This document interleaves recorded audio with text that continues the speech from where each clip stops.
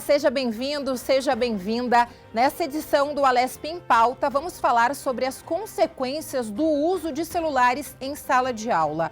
O Relatório Global de Monitoramento da Educação de 2023 da Unesco concluiu que os aparelhos sem restrição prejudicam a aprendizagem, a concentração e também a saúde das crianças. E o uso de smartphones nas salas de aula leva os alunos a se envolverem em atividades não relacionadas à escola, o que afeta a memória e a compreensão.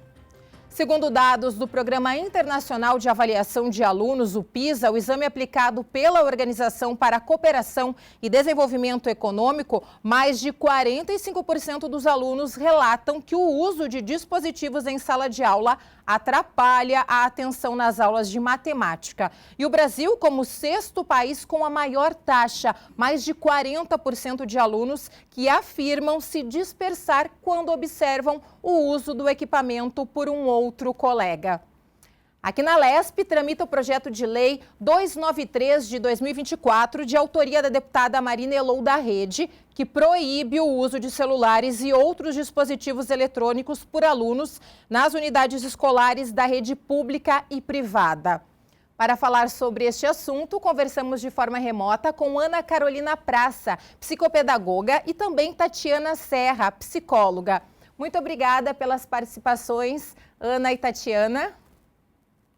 Obrigada a você pelo convite, mais uma vez aqui contribuindo com uma discussão tão importante para a política pública em educação.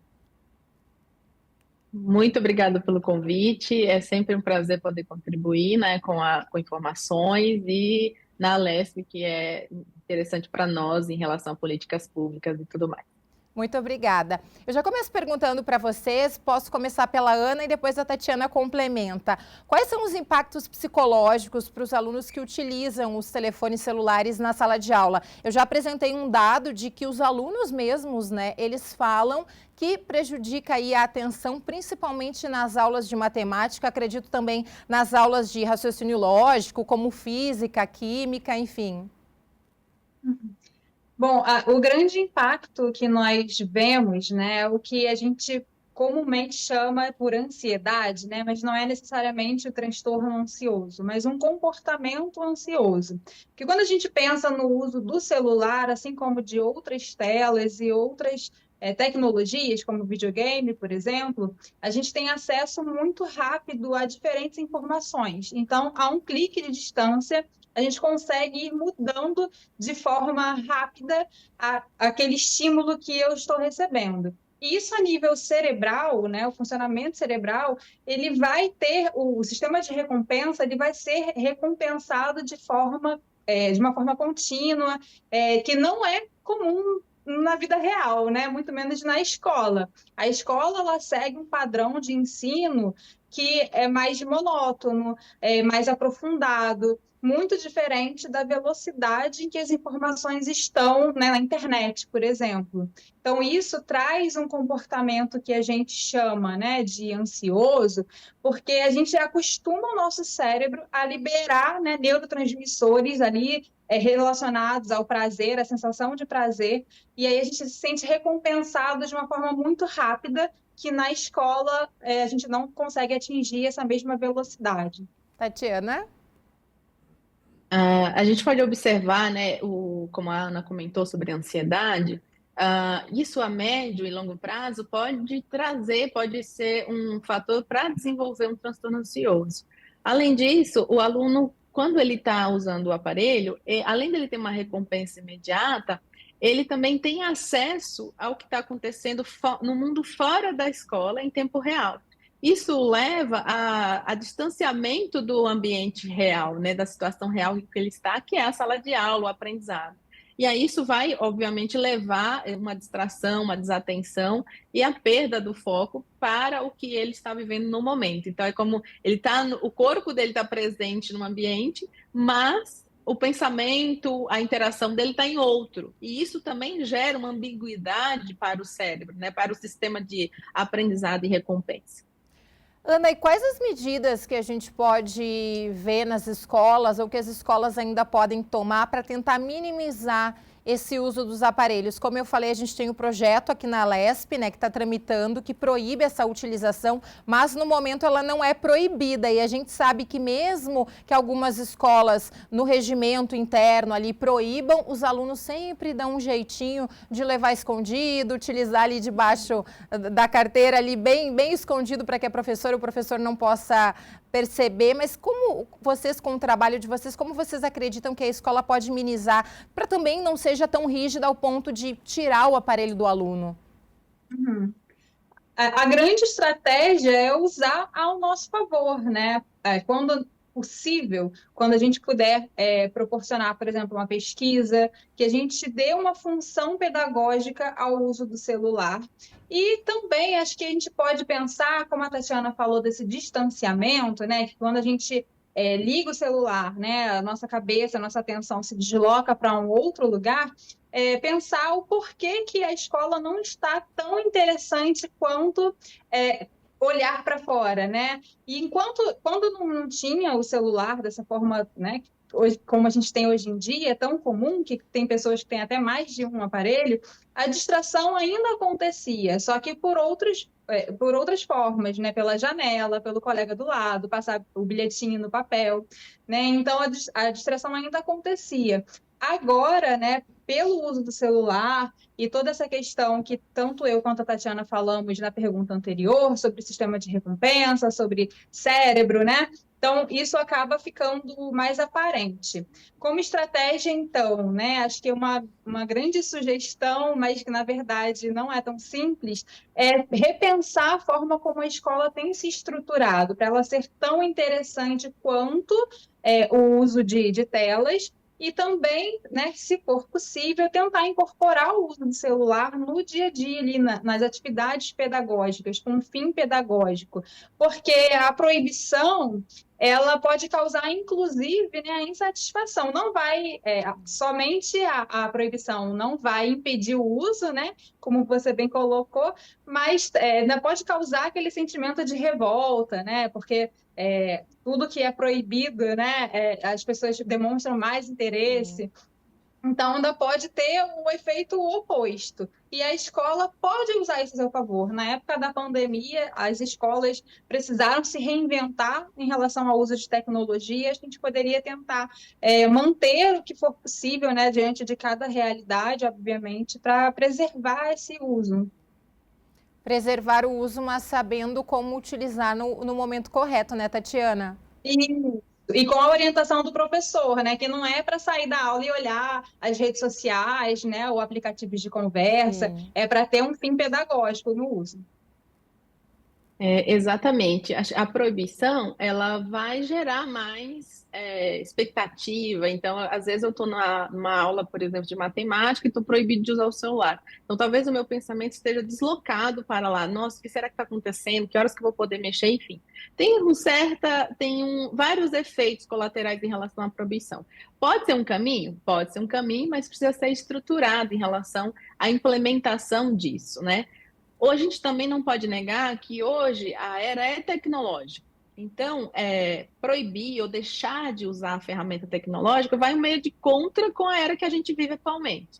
Porque tem muita coisa, muitas ferramentas de pesquisa e tudo está tecnológico. Então, acho que estruturar, né, uma forma do uso que beneficie o aluno e a dimensão da aula vai ser melhor, talvez, do que a proibição. Além disso, eu vi que tem escolas que proíbem durante o período da aula, mas no intervalo é liberado, né? Então, isso também pode ser uma maneira da implementação. Olha, no intervalo vocês podem usar, mas durante a aula não pode. Ou em outras aulas extracurriculares também não ser interessante estar com o uso do celular. Eu lembro de uma época, não sei se é o mesmo momento de vocês, que a gente, na hora de ir para usar a ferramenta tecnológica, a gente tinha que se deslocar para falar de informática, para fazer pesquisa e tudo mais. Então, não tinha o uso do celular como uma ferramenta para pesquisa.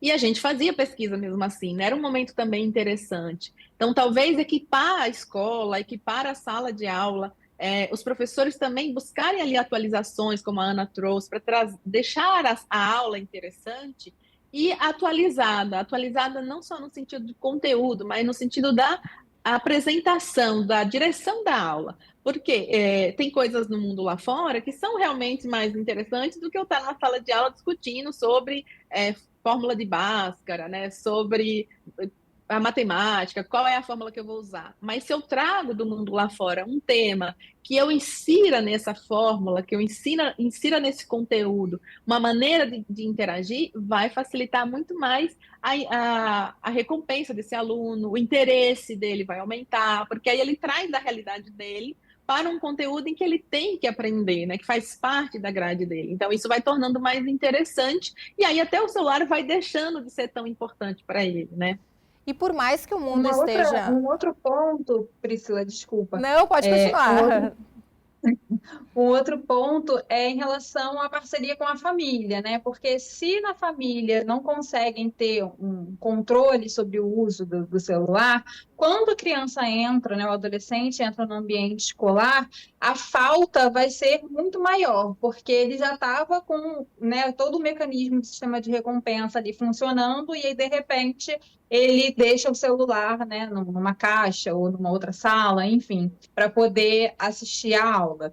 Então, isso também precisa ser muito bem articulado com as famílias. E aí, para essa articulação, né, ter algum efeito, precisa estar bem claro para as famílias o porquê dessa regra.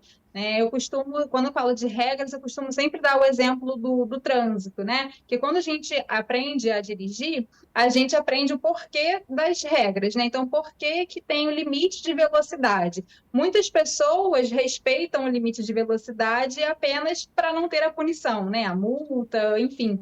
Mas quando a gente entende o porquê em relação à prevenção de acidentes, por exemplo, a gente consegue seguir aquela regra de uma forma mais consciente. Então, a regra sobre o uso de celular, né, sendo implementada, precisa estar bem articulada com a família, e aí essa articulação precisa estar bem fundamentada, né, nos porquês, o porquê que aquilo é importante, para não ser apenas mais uma proibição que na cabeça da família pode ser sem sentido, né, não fazer o menor sentido. E por mais que o mundo esteja tecnológico, vocês como psicólogas, psicopedagogas, em que momento que vocês acreditam na sala de aula que os celulares deveriam ser proibidos? Porque por mais que eles façam parte da rotina escolar, a gente sabe, né? A gente já vai falar dos benefícios também da utilização do celular, não são só malefícios. Em qual momento vocês acreditam? Os alunos já falaram numa pesquisa que principalmente nas aulas de matemática, a distração, né? Principalmente do colega do lado que está ali e a gente estica o olho para olhar e já perde a concentração. Em quais momentos vocês acreditam que ele deve ser realmente proibido? Eu acredito que... Pode falar, Tatiana. Tá bom. Eu acredito que durante todo o período da aula ele deveria ser proibido, porque ele não faz parte do conteúdo, né? Não faz parte da interação do aprendizado daquele conteúdo. Então, acho que se tem o período de aula são 50 minutos, todo aquele período não deveríamos usar o celular, deveríamos estar voltado para a aula, para prestar atenção no que o professor está expondo, interagir com o conteúdo e tudo mais. Então, acho que todo período de aula ele não tem uma necessidade. E como a gente mencionou, muitas escolas têm os recursos tecnológicos para pesquisa. Então, se há necessidade de pesquisa, que a própria escola tem esse material e o aluno não precisa do celular dele. Então, olha, a gente vai na aula em uma determinada aula, a gente vai fazer uma pesquisa sobre determinado assunto no momento da aula. Então, que a gente tenha o equipamento para fazer isso e não seja o celular. Porque à medida que eu vou entrar no celular para abrir o Google para uma pesquisa, por exemplo, eu posso diretamente já ir para o Instagram, por exemplo. Até porque o algoritmo ele linka os interesses, enfim, aparece um anúncio, aí eu já clico, já estou em outra coisa e fugi totalmente da proposta. Então, durante todo o período, não acho que há necessidade do uso do celular realmente. Ana? Eu ia complementar concordando em parte, né? Porque na minha visão, né, o que eu vejo das escolas, né, até em relação ao uso do celular pelos profissionais também, né, mas acho que isso aí já é um outro assunto, né, mas pensando nos alunos, eu vejo que o uso poderia ser proibido quando algo estivesse sendo efetivamente proposto. né? Então, se tem matéria para copiar quadro, por exemplo, né, e o aluno precisa copiar, ainda não copiou, então ele precisa focar a atenção dele total na cópia. Quando o professor está expondo o conteúdo, falando, então ele precisa estar atento ao professor lá na hora da exposição.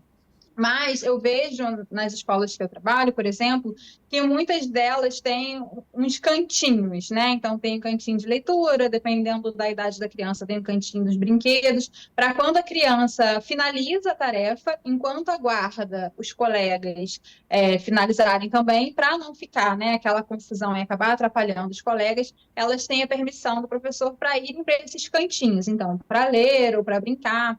E geralmente funciona principalmente com crianças pequenas, né? Mas pensando nos adolescentes, eu iria ponderar, né, se o uso do celular nesses momentos não poderia ser autorizado também, nesses momentos em que eles já finalizaram, né, a tarefa proposta e estão livres ali para causar alguma distração para os outros que ainda não finalizaram, né? Então, como uma forma de ocupação naquele período. E também penso no uso em relação, de fato, à pesquisa do conteúdo, mas que fosse, como eu disse anteriormente, né, que fosse direcionado. Então, se o conteúdo que está sendo exposto, por exemplo, é sobre a história do Brasil, descobrimento, né, que fosse permitido pesquisar as imagens, por exemplo, quando vai citar, né, sobre o mapa da época, então que fosse permitido o uso para pesquisa de imagem, que poderia ser dentro, no próprio aparelho, né, do aluno, ou que tivesse alguma ferramenta dessas dentro da sala de aula que o professor conseguisse ele fazer a pesquisa, inclusive como forma de educar em como fazer pesquisas, né, dessa forma, e colocasse lá exposto, né, enfim, para toda a turma e seguir com o conteúdo usando a ferramenta da tecnologia a favor dele.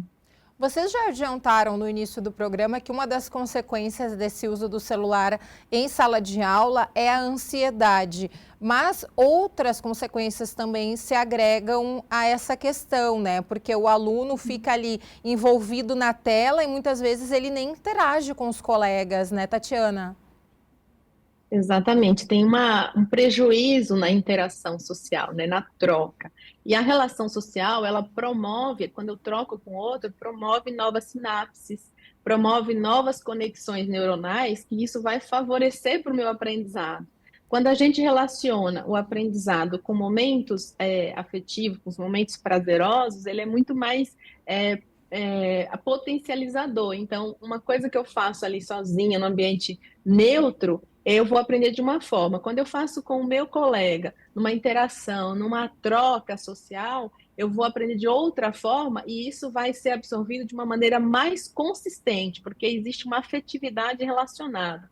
Quando eu estou no celular, eu estou distante disso, né? Então, às vezes eu falo, olha aí no site tal coisa que eu achei aqui. Mas cada um está na sua interação, ninguém está contribuindo, trocando entre si, né? A troca de olhar, a troca das palavras, tudo isso vai gerando novas conexões. Então, há um prejuízo também na interação social e um prejuízo neuronal em relação a isso, as conexões neuronais que a gente faz quando a gente está numa relação social. E nós, humanos, nós somos extremamente sociais, a gente não existe um sem o outro, né? Então, não existe um ser humano que está sozinho num deserto há 100 anos, não existe. Sempre a gente está em relação ao outro. Então, se eu vou fazer uma atividade, alguém já fez algo prévio daquilo, eu sempre dependo de alguém em algum contexto. E isso traz também benefícios, isso faz parte da nossa condição humana. Quando eu estou só na tela, eu saio disso, eu perco essa conexão humana, né? Então, isso vai gerando prejuízos na relação social, na criatividade. Eu vejo no histórico aqui clínico muitos adolescentes que não são muito criativos, não têm muita capacidade de resolução de problemas que vem da criatividade, porque eles estão envolvidos no mundo tecnológico e sempre tem alguém dizendo o que vai fazer, e não abre espaço para que eu possa criar, né, para que eu possa reinventar algo, discutir com meu amigo como a gente pode fazer, responder uma pergunta que o professor fez, como a gente vai criar, fazer um trabalho que foi proposto, que eu vou lá pesquisar, eu vi o que alguém fez e repito. Isso copiar não é um problema. O problema é só quando eu só faço isso, né? Então, isso inibe a minha criatividade. Então, tem uma série de prejuízos e essa interação, ela também promove um bom desenvolvimento socioemocional, resiliência, resolução de problemas, empatia. Então, veja quantas coisas que estão atreladas e que eu posso estar prejudicando pelo uso excessivo do celular, da tecnologia. Ana, e quando a Tatiana fala sobre todas essas ações, claro que a gente não pode, a gente engloba tudo isso na fala da Tatiana, na aprendizagem principalmente, nessa questão de resolver problemas, porque fica muito mais fácil para o aluno, para qualquer um de nós, né, resolver um problema ali, vou no celular, é muito mais fácil. E aí por isso que a gente vê esse número tão alto de alunos que falaram que já começam a sentir dificuldades, principalmente em aulas de matemática, né, Ana? Assim como a Tatiana disse, quando a gente está envolvido no uso do celular, a gente perde oportunidades de interação, a gente também perde oportunidades de aprendizagem. Seja essa aprendizagem com o meu par, né, com um colega ali de mesma idade, ou aprendizagem formal, quando a gente pensa na escola, né, nos conteúdos que os professores estão ali ministrando. Então, a gente vai perdendo essas oportunidades, além de toda a parte neuronal, que acho que a Tatiana já explicou de uma forma bem didática, né? Em relação às perdas neuronais ali, de oportunidades que vêm com a interação um a um e com a interação do aluno com o objeto de aprendizagem, né? Com aquele conteúdo que está sendo exposto ali. Então, isso realmente traz grandes prejuízos e é o que tem que ser observado sempre que a gente pensa no nível, no grau de gravidade, né, em relação aos temas, como o uso de celular na escola, a gente tem que pensar quais são os níveis de prejuízo em relação à parte acadêmica e em relação à parte social, né? Então, isso já está no alerta, né, de fato, para a gente repensar esse assunto. O Alesp em Pauta vai fazer um rápido intervalo, mas a gente volta a seguir falando sobre essa proibição, né? Na verdade, ainda não existe mais um projeto de lei tramita aqui na Alesp proibindo o uso de celulares nas salas de aula. Fique com a gente, voltamos já.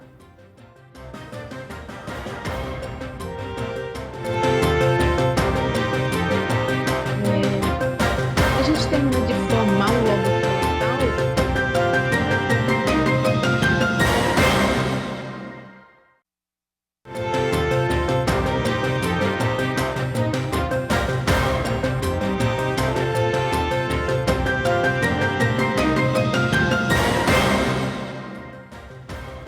6 em cada 10 escolas de ensino fundamental e médio adotam regras para o uso do telefone celular pelos alunos, permitindo que o aparelho seja usado apenas em determinados espaços e horários.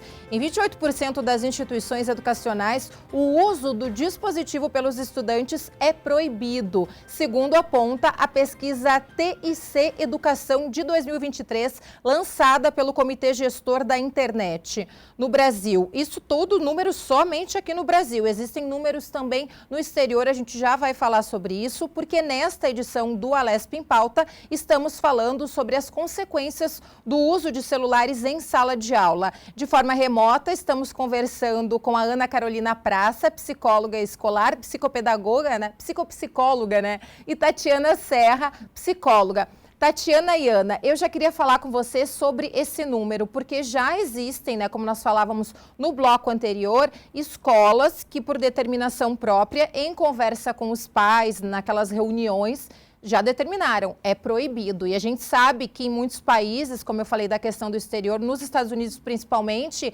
existem escolas, eu acho que é um número bem alto, chega a 70%, que não pode levar o celular para a escola. E aí entra muito o que a Ana e a Tatiana falaram no primeiro bloco, a questão da conversa com a família, né? A rotina familiar do uso do celular vai ser a consequência da rotina na sala de aula. Como é que vocês enxergam o papel da família nesta questão da proibição do celular? Porque a gente sabe que existem famílias que têm um horário determinado, né? Vai usar das 6 da tarde às 7 da noite, depois que fizer a lição, e não toca mais no aparelho. E tem outras famílias que o uso é indeterminado.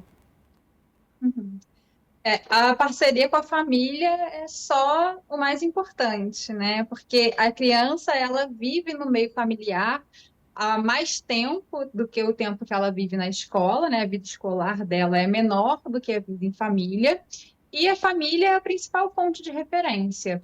Então, o que a gente precisa pensar em relação até às famílias, como eu falei brevemente, né, no outro bloco, é em relação à conscientização sobre o porquê da proibição ou o porquê dos malefícios, como que isso afeta, como que isso impacta no desenvolvimento da criança e no nosso próprio também. Porque muitas vezes a família ela vai tentar ter um mínimo de controle ali em relação ao uso, por exemplo, mas o próprio adulto não consegue ter o autocontrole em relação ao uso do celular.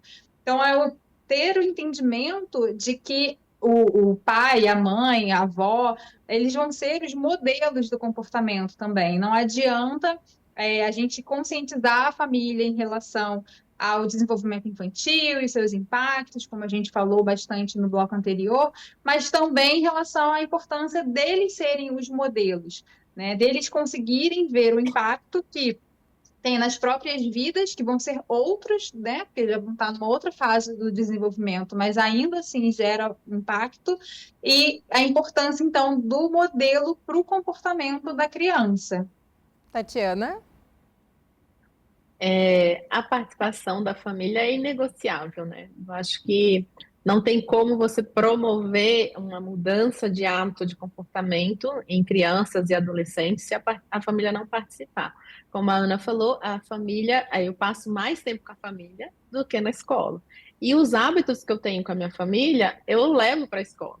Então, se na casa não existe regra, não existe esse momento, esse limite, é muito difícil para o aluno aderir isso no ambiente escolar, porque na cabeça dele isso não faz parte da convivência, não faz parte da existência dele. Então, a participação da família é inegociável para isso. Então, a família precisa realmente ser modelo. Não adianta eu falar para o aluno que na sala de aula ele não vai usar, que quando chega em casa, todo o período ele usa, durante o jantar ele usa, durante a lição ele usa, ele faz a lição com a TV ligada, por exemplo, se a gente falar de outros equipamentos eletrônicos. Então, sem a participação da família, a gente vai gerar um problema institucional ali dentro da escola, alunos com comportamentos disruptivos, mais ansiedade, né? Porque a gente vai tentar mudar um comportamento que só vai ser modelado naquele ambiente. Então, veja a demora que isso vai ser para o aluno compreender e parar, às vezes, de relutar. Porque quando a gente está tentando mudar um hábito,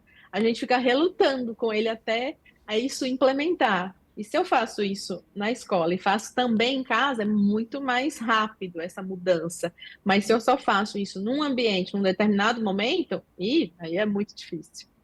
Ana e Fora Tatiana. também Pode colaborar, pode colaborar, Ana. Fora também o fato da escola, né, ganhar mais peso no papel de ambiente chato, né? Porque se em casa ela tem o uso do celular sem nenhum tipo de controle e se sente recompensada fisiologicamente falando, né, por esse uso, quando ela vai para a escola, que é um ambiente que ela não vai poder usar, em contraponto aí com a família, né, com a casa dele, então a escola vai ser reforçada como um ambiente chato, onde eu não estou recompensada, pensando naquela explicação do bloco anterior em relação aos neurotransmissores, sensação de prazer, sistema de recompensa. Então, em casa, o ambiente da família, o ambiente de casa, ele vai ser associado com uma sensação de prazer constante devido ao uso do celular e de outras telas, enquanto a escola não vai ter essa associação. Então, vai ser mais uma vez reforçado como um lugar chato e antiquado. Ana, e quando a gente fala nessa questão do uso de celulares, a proibição, pegando um gancho da sua fala, a gente obviamente, né, Tatiana, a gente não pode esquecer dos profissionais da educação, vocês, psicólogos, psicoterapeutas, psicopedagogas que estão envolvidos neste ambiente escolar, os diretores, enfim, os educadores, os profissionais que têm contato com esses alunos, porque a saúde mental deles também é afetada, né? No momento que ele que cria na cabeça do aluno, penso eu, a escola é um ambiente chato, me proibiu o celular. Fica também aquela posição do educador em não use o celular, guarda o celular. E como fica a saúde mental desses profissionais?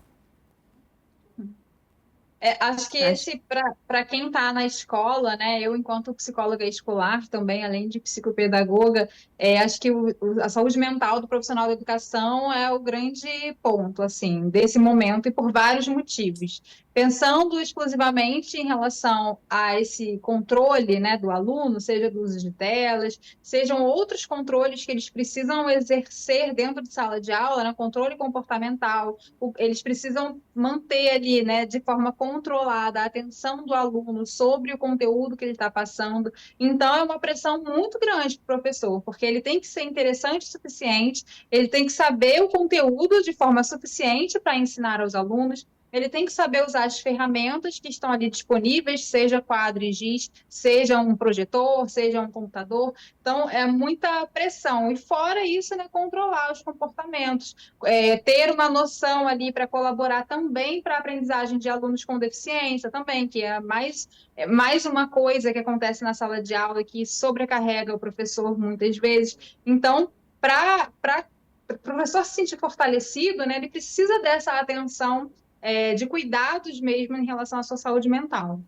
Ana, quando a gente fala nesse papel dos educadores, também entra a questão dos benefícios, porque a gente sabe tem muitos malefícios, a gente vem falando já desde o início do programa, e eu vou pedir também a contribuição da Tatiana agora, mas também existem os benefícios, e aí a Tatiana até trouxe no primeiro bloco uma observação importante. Na minha época, por exemplo, não existia o uso tanto do celular, de levar para a sala de aula e interagir tanto. Existia uma sala de informática, e nós tínhamos aquele horário determinado de aula, como disciplina, toda a turma ia para uma sala de informática. Essa seria uma alternativa para tentar diminuir ou controlar esse uso intenso, Tatiana, dos celulares na sala de aula? Acho que sim, tem muitas escolas que já têm esses ambientes, né? E aí eles associam informática com robótica, que aí a sala fica bem interessante. Acho que é um adendo. Tanto para aula, por exemplo, vou inserir um conteúdo de busca ali na internet ou no computador na aula de matemática. Então, nesse momento, a gente vai estar na sala de informática. Então, até essa mudança de ambiente, né, de proposta pedagógica, envolve o aluno, né? Envolve ali na novidade, então ele se empolga mais para fazer. E aí não tem aquela possibilidade do aluno usar o celular e se distrair, de repente clicar no anúncio, de repente, deixa eu só ver aqui o que tem no Instagram rapidinho, aí de repente ele rapidinho já tem 10 minutos que ele está lá, ou 15. Ou às vezes, por exemplo, ele está com o celular e fala, agora é hora da cópia, como a Ana falou. Eu vou tirar a foto da lousa, depois eu copio em casa. Então tem sempre um jeitinho, né? Adolescente adora dar um jeitinho nas coisas e é importante, faz parte do desenvolvimento. Mas que a gente direcione para dar esses jeitinhos de forma benéfica para eles. Então, acho que ter um ambiente que eu possa usar, ou uma ferramenta que pode ir para a sala de aula, né? Não preciso necessariamente me deslocar para uma outra sala, mas de repente um equipamento que está na sala de aula e eu possa fazer esse uso, ou o professor fazer essa projeção, o aluno dar os comandos de busca, enfim, tem várias formas que a gente pode envolver o aluno com a tecnologia dentro do conteúdo que não seja o aluno usar o próprio aparelho, né? Então, acho que tem ferramentas, tem formas da gente fazer isso. E vai contribuir, pensando no benefício, para o desenvolvimento da criatividade desses alunos, tanto uma criatividade individual, quanto uma criatividade coletiva, em que eu penso e discuto junto com os colegas, o grupo, como que a gente vai chegar naquela pesquisa, naquela busca, no desenvolvimento daquele trabalho digital. Então, isso também vai contribuir para a criatividade. E reforça de novo aquele comportamento que eu mencionei do socioemocional, né? E reforçar ali a validação do outro, que é importante, o reconhecimento do outro, porque a sua ideia foi ótima, vamos pegar essa ideia, vamos fazer. Aí o outro, acrescenta isso. Então, essa troca vai gerando essa relação emocional de validação, de reconhecimento, de empatia, né? Da escuta ativa do outro. Então, tudo isso está envolvido dentro de um ambiente de aprendizado e, ao mesmo tempo, eu relaciono aquele ambiente onde eu tenho que aprender conteúdos que muitas vezes não são tão interessantes para mim ou para o aluno, mas que faz parte do meu processo de desenvolvimento. Eu preciso conhecer sobre esse conteúdo. Então, eu acabo relacionando que aprender um conteúdo que não necessariamente é o meu favorito, ele passa a ser um aprendizado gostoso, um aprendizado importante de eu viver ali, porque tem relações, tem recompensas relacionadas com o processo de aprendizado, né?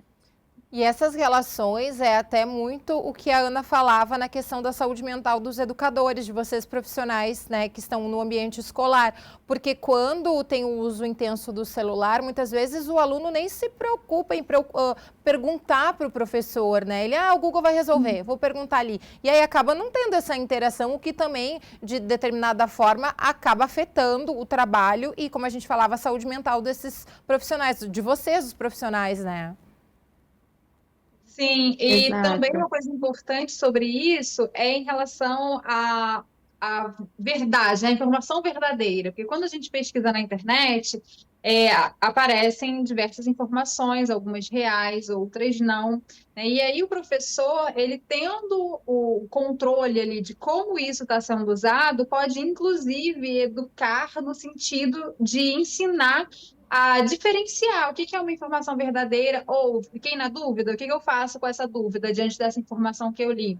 Porque muitas vezes, ainda que não tenha o uso de celular dentro de sala de aula, a fonte de informação do adolescente, principalmente, vai ser a internet. Então, a gente pode também, pedagogicamente, ensinar aquele aluno a como usar, né, com sabedoria aquela busca, né, aquela ferramenta que ele vai ter, ainda que seja somente fora da sala de aula, porque ainda mais no mundo de hoje, né, eu acho que é importante de que isso seja ensinado e os professores, eles vão ser os maiores sabedores, né, do que é verdade, do que não é verdade, eles vão conseguir explicar melhor, porque vai fazer parte do conteúdo dele, do que ele se especializou naquilo, né? E aí, para ele diferenciar por que faz sentido, por que não faz sentido. Teve até uma certa vez com uma aluna que ela, numa escola, ela citou o Estatuto da Criança e do Adolescente, um artigo lá, e como se fosse uma verdade, né? Não vou nem reproduzir aqui, que depois, porque não é verdade o que ela falou. Né? Mas ela reproduziu como se fosse verdade. Eu estranhei, falei, mas aonde que você viu essa informação? Aí ela falou, né, que tinha sido no TikTok. Aí eu falei, não, mas espera aí, então vamos buscar aqui o Estatuto da Criança e Adolescente, vamos ver se a gente encontra essa informação lá, ou de que forma essa informação está lá. Né? Então, assim, ela não pesquisou aquilo naquele momento, ela pesquisou num outro momento, mas ela aprendeu e levou aquilo como se fosse uma verdade. Então, a sorte é que ela compartilhou a informação comigo, né, e com a coordenadora pedagógica da escola na época, e a gente conseguiu mostrar para ela como ela poderia tirar a dúvida se aquela informação era real ou não, se fazia sentido ou não. Então, essa parte, né, a escola também pode ajudar pedagogicamente, né? Também é uma forma de ensino. Tatiana? Perfeito, né? Eu acho que envolver nessa dinâmica e pensando na saúde mental do professor, imagina um professor se preparou para aquela aula e ele está explicando e os alunos estão olhando o celular, não estão prestando atenção na aula. Gera um desconforto, uma invalidação de tudo aquilo que ele preparou antes para levar para os alunos, né? Então, isso traz ali sentimentos e reações realmente negativas para o professor também. E aí, isso com o passar do tempo vai gerando problemas e com médio e longo prazo vai gerando transtornos ali de depressão, de ansiedade, até outras coisas. Então, acho que controlar esse uso é benéfico não só para os alunos, mas também para os professores. Como a Ana falou, às vezes o aluno ele vê uma informação, não, mas no Google está dizendo outra coisa. Então ele invalida a fala do professor ao invés de discutir sobre o conteúdo. Professor, mas por que isso? De onde saiu? Então ele já usa outra forma. Ele fala, não, aqui no Google é outra coisa, como se o que o professor estivesse falando não fosse verdade ou ele estivesse tirando, sei lá, da cabeça dele. Então, assim, acho que invalida o conhecimento do professor quando você questiona dessa forma, né? Então, acho que o uso da ferramenta sem uma direção, sem um guia, ele é um prejuízo ali para ambas as partes, né? E não só ali naquele contexto, eu sempre, né, como psicóloga, eu penso no efeito macro da situação, não só naquele momento, mas é um efeito prejudicial para o professor, para o aluno, para o entorno dele quando ele sai dali, porque ele aprende que é assim que debate, invalidando o outro, né? Não, mas aqui é outra coisa, você não sabe o que você está falando. Então, isso invalida o outro, então vai gerando também uma série de interações ali negativas. Então, acho que o controle, ele é benéfico, né? O que a gente precisa é achar um time ali, achar uma forma de como fazer isso de forma funcional para o professor, para o aluno, né? E sem gerar problemas na relação aluno-professor, aluno-escola, filho, família-escola, essa coisa toda que está envolvida e a gente não consegue trabalhar sem essa ligação toda. O aluno, ele é uma ponte ali entre a escola e a família. E são duas instituições totalmente que são integradas, mas que têm funções diferentes na vida na formação do cidadão, né? Então, nós temos funções diferentes enquanto família, enquanto escola na vida do aluno. Mas as duas precisam trabalhar conectadas, interligadas, senão uma invalida a outra e atrapalha o trabalho uma da outra. O ideal seria que existisse um equilíbrio, né? O aluno automaticamente, ao chegar na escola, colocasse o celular na mochila e não tocasse no aparelho durante o período escolar. Mas a gente sabe que quando a gente fala principalmente de adolescentes, fica muito mais difícil, é muito mais complicado. Queria que agora vocês, a gente está se encaminhando, infelizmente, para o final do programa, mas é importante a gente deixar claro para o telespectador que nos acompanha na TV e na internet que esse uso intenso, as consequências do uso de aparelhos celulares nas salas de aula, eles afetam desde a criança com 3, 4 anos de idade, hoje tem até crianças mais novas, com 2 anos, eu acredito, já mexendo no celular, até o adolescente, muitas vezes até o adulto, quando está num ambiente escolar. Aí a gente já, quando fala de universidades, um curso de pós-graduação, e aí vai desde a ansiedade a todos esses outros problemas, né, Ana e Tatiana, que nós estamos falando. Isso. E quando a gente pensa nas crianças menores, como você trouxe, a gente não vê tanto o uso propriamente dito do celular dentro das escolas de educação infantil ou da creche, mas a gente vê o uso de telas fora do ambiente escolar, mas que esses impactos vão acontecer dentro do ambiente escolar. Então, muitas vezes essas crianças menores, a gente não se preocupa em relação ao uso de telas na escola, porque acabam não acontecendo, né? Com tanto tamanho quanto acontece com os adolescentes e com as crianças um pouco maiores, mas os impactos eles vão acontecer dentro da escola também, né? Mesmo que o uso não seja ali naquele ambiente. E isso vai afetar todo o desenvolvimento dela. Quanto antes começar o uso de telas, mais impacto vai ter no desenvolvimento infantil. Então, em relação a muitas coisas, em relação ao desenvolvimento motor, por exemplo, né? Então, o importante, acho que é a conscientização das famílias, porque quando a gente pensa na conscientização das famílias, a criança ou o adolescente já vai chegar na escola com essa consciência e colocar o celular na mochila, como você falou, né? E aí vai entrar com o celular para caso precise se comunicar, por exemplo, com alguém, né? Com a própria família. Então, mas já vai com essa consciência de que celular nesse ambiente vai servir para comunicação em casos de urgência, por exemplo, e vai colocar na mochila para assistir aula. Então, isso precisa estar bem arraigado, né, bem fortalecido com as famílias. Só que hoje em dia, esse tipo de informação, né, não chega dessa forma às famílias. Então, a escola, enquanto um ambiente educativo, né, um ambiente de educação, ela precisa se colocar também nesse papel de educar as famílias em relação a isso, com a informação de qualidade mesmo. Tatiana?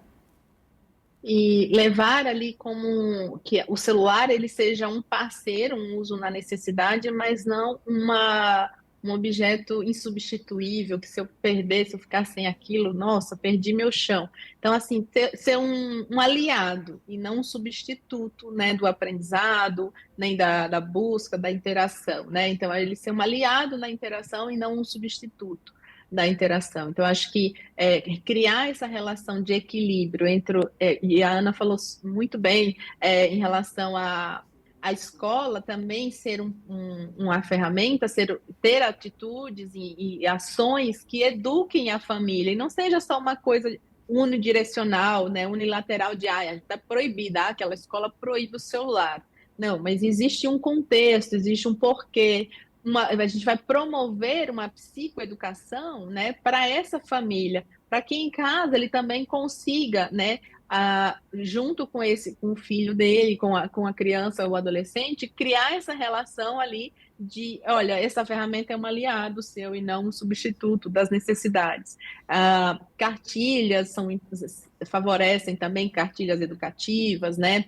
Material que o próprio aluno possa construir em sala de aula sobre a importância da ferramenta, os benefícios dela, e ele levar para a escola, levar para casa, desculpa, apresentar para o pai, para a mãe, o pai e a mãe validar, eles fazerem também juntos, levar para a escola para apresentar numa sala de aula. Eu acho que são todos momentos ricos para construir essa consciência do uso em benefício e como aliado e não como um substituto.